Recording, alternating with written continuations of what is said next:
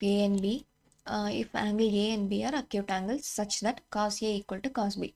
Okay, then show that angle A equal to angle B. Okay, இப்போ என்ன சொல்லியிருக்காங்க, ஒரு ட்ரையாங்கிள் இருக்குது, எப்படி வச்சுப்போம். ஓகே, இதை நான் ஏன்னு கன்சிடர் பண்ணிக்கிறேன், ஆங்கிள் ஏ. இது வந்து என்னது, ஆங்கிள் பி.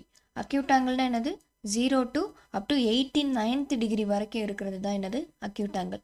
90 டிகிரி ஆயிடுச்சுன்னா அது ரைட் ஆங்கிள் அப்படின்னு ஆயிரும். So acute angle 0 to 89th degree அப்படின்னு சொல்லி ஞாபகம் வச்சுக்கோங்க. ஆர்எல்ஸ் லெஸ் தென் 90 டிகிரி அப்படின்ற மாதிரி ஸ்கூலில் படிச்சிருப்பீங்க. ஓகேங்களா.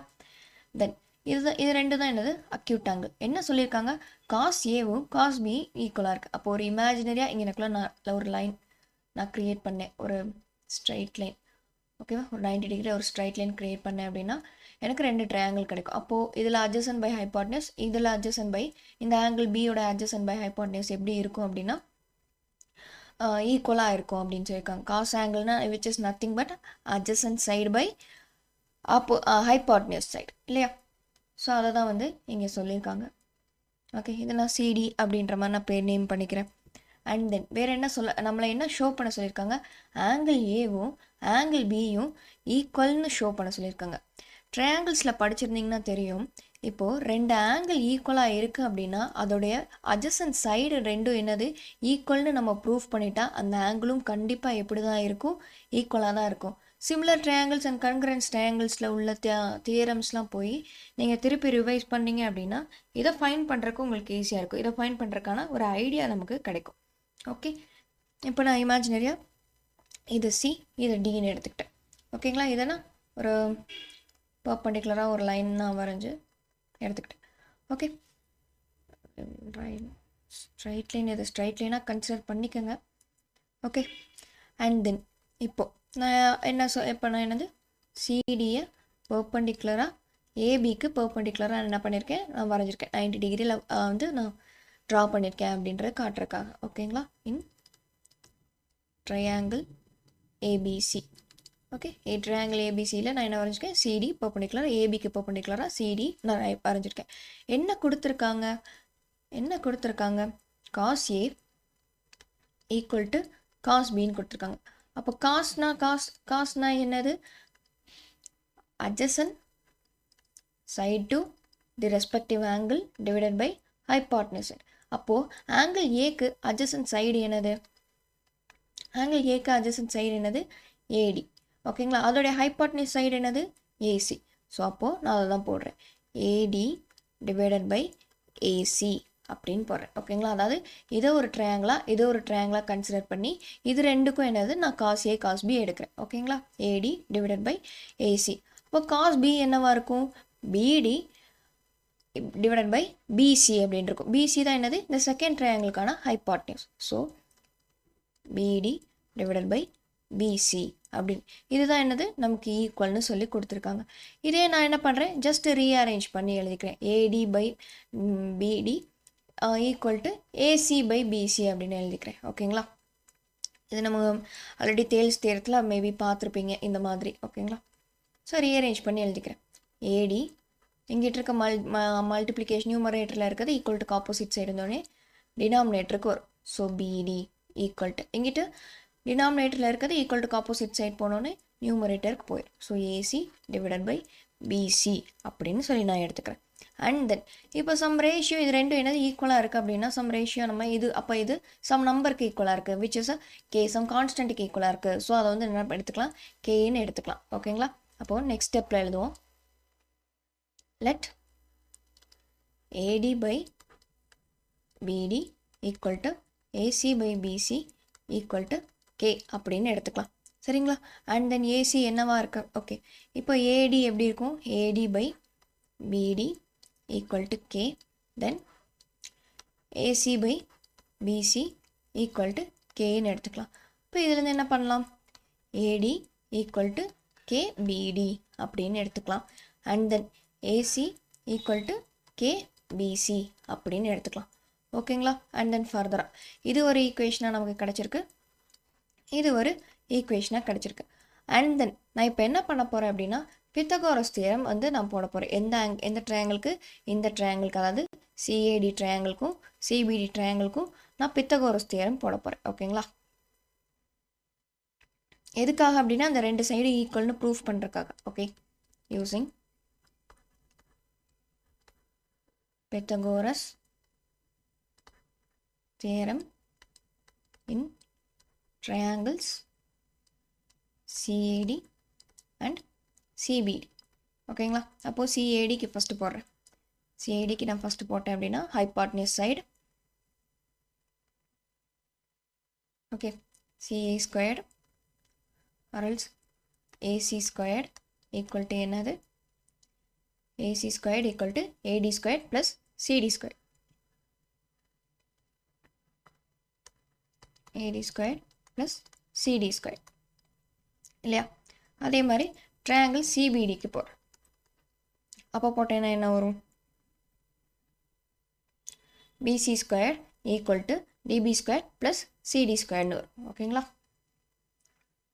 இப்போ என்னது? BC squared equal to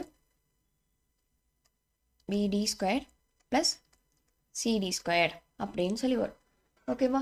இதில் ரெண்டுலேயுமே எது காமனாக இருக்குது? சிடி காமனாக இருக்குது. ஸோ சிடிக்கு ஏற்ற மாதிரி ஈக்குவேஷனை நான் ஜஸ்ட்டு ரீஅரேஞ்ச் பண்ணிக்கிறேன். CD square equal to AC square minus AD square, nothing but இங்கே இருக்க ப்ளஸ் ஏடி ஆப்போசிட் சைடு போனோடனே மைனஸ் ஏடி ஸ்கொயர்னு இருக்கும். அதை தான் அப்படி எழுதியிருக்கேன். அதே மாதிரி தான் இங்கிட்ட நான் பிடி ஸ்கொயரை ஆப்போசிட் சைட் கொண்டு போக போகிறேன். அப்போது CD square equal to BC square minus BD square அப்படின்னு. ஓகேங்களா? அண்ட் தென் அப்போ எது ஈக்குவல்? சிடியும் ஈக்குவல். அப்போ இது தேர்ட் ஈக்குவேஷன் வச்சுக்கிறேன், இது ஃபோர்த் ஈக்குவேஷன் வச்சுக்கிறேன். ஈக்குவேட்டிங் இதுவும் சிடி அப்போ ரெண்டையும் நான் ஈக்குவேட் பண்ணிக்கலாமா? Equating equation 3 and 4. ஏன்னா இதுவும் சிடி. ஸோ இப்போ நான் எப்படி எழுதிக்கலாம்? AC square minus AD square equal to BC square minus BD square அப்படின்னு எழுதிக்கிறேன். ஓகேங்களா? அண்ட் தென் இங்கே ஏடி நான் என்னவா பார்த்துருந்தேன்?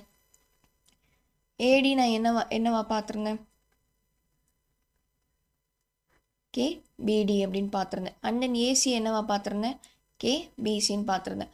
ஸோ அதை வந்து என்ன பண்ண போகிறேன் அப்படின்னா நான் இங்கே சப்ஸ்டியூட் பண்ண போகிறேன். ஓகேங்களா? PC square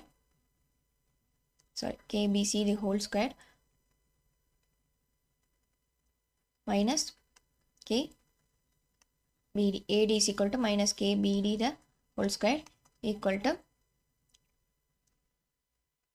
BC square minus BD square அப்படின்னு போகிறோம். ஓகேங்களா? அண்ட் தென் K வந்து என்னது? K நான் காமனாக எடுக்கிறேன். K square BC square minus K square BD ஸ்கொயர்னு வரும். ஈக்குவல் டு என்னது? BC square minus BD square. ஓகேங்களா? அண்ட் தென் கேவை காமனாக வெளியெடுக்கிறேன். K ஸ்கொயரை காமனாக வெளியெடுக்கிறப்போ BC square minus BD square equal to BC square minus BD square. ஓகேங்களா? இங்கிட்டு கேவும் இந்த டேர்மு என்ன இருக்குது? மல்டிப்ளிகேஷனில் இருக்குது. ப்ராக்கெட்டில் இருந்தால் மல்டிப்ளிகேஷனில் இருக்குதுன்னு அர்த்தம். மல்டிப்ளிகேஷனில் இருக்க இந்த டேர்மை நான் ஆப்போசிட் சைட் கொண்டு வந்தேன்னா அது என்னவாகும்? டிவிஷன் ஆகிடும். So K squared equal to BC square minus BD square divided by BC square minus BD square. ரெண்டையும் கேன்சல் பண்ணால் என்ன ஆகிடும்? 1ன்னு எனக்கு வரும். அப்போ கே ஸ்கொயரோட வேல்யூ என்னது? 1, விச் இஸ் நத்திங் பட் கேயோட வேல்யூ என்னது? 1 தான். ஓகேங்களா? அப்போ கேயோட வேல்யூ 1ன்னு நம்ம எங்கே போய் சப்ஸ்டியூட் பண்ணிக்கிறோம் அப்படின்னா இந்த 1 and 2 ஈக்குவேஷனில் போய் நான் வந்து என்ன பண்ணுறேன்? சப்ஸ்டியூட் பண்ணுறேன். ஓகேங்களா? அப்போ AC is equal to KBC அப்படின்னு நான் பார்த்தேன். ஓகேங்களா? அப்போ என்னது? AC equal to 1 into BC. Okay, அப்போ AC is equal to which is nothing but BC. இப்போ ரெண்டு சைடும் என்ன ஆகிடுச்சு? ஈக்குவல் ஆகிடுச்சு. அதாவது இப்போ ஏசி இஸ் ஈக்குவல் டு பிசின்னு தான் நான் ப்ரூஃப் பண்ணியிருக்கேன். அஸ்பர் என்னது? Similar triangles congruence triangles theorem படி நம்ம என்ன சொல்லிக்கலாம்? ஆங்கிள்ஸ் வந்து அதாவது ரெண்டு சைடு வந்து ஈக்குவலாக இருந்துச்சுன்னா அதோடைய ஆங்கிள்ஸும் எப்படி இருக்கும்? ஈக்குவலாக தான் இருக்கும்.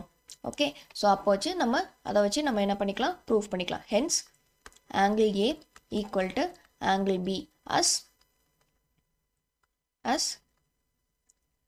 angles opposite to equal sides of a triangle. ஓகேங்களா?